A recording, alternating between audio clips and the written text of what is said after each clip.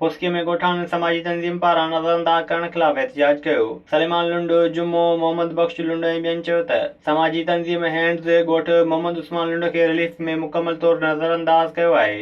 हुननि चयो त तंजीम जा नुमाइंदा रिश्वत एवज़ ख़ासि माण्हुनि जा नाला ॾियनि था।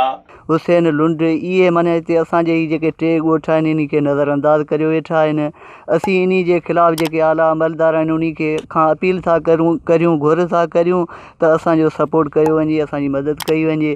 असांजा ॻोठ पोलियो ख़िलाफ़ माने इन फुड़नि खां सवाइ ॿी का शइ में बि न आहे। या घुरा घुरा कयोसीं या बाला ऑफिसरनि ॾे विया आहियूं, सभु ॿुधनि पिया त एनजीओ जे ख़िलाफ़ असां कयो आहे। एनजीओ जे ख़िलाफ़ में सभिनि जो अॻुवाण आहे हनीफ़ पंवर। ॿियो नंबर ते मिठी ॿ जो सरे आहे बोधू हाले वटि।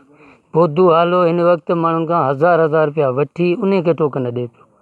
त असांखे इहो ॿुधाई जेको अव्हां खां थिए सो वञी करियो, एफआईआर करियो, जेकी अव्हां खां थिए सो करियो। गोठान मुतालबो कयो त समाजी तंजीम जे करप्ट नुमाइंदनि ख़िलाफ़ कार्रवाई करे इंसाफ़ कयो वञे। विज़िट कयो अवामी आवाज़ मीडिया ग्रुप जी वेबसाइट awamiawaz.pk।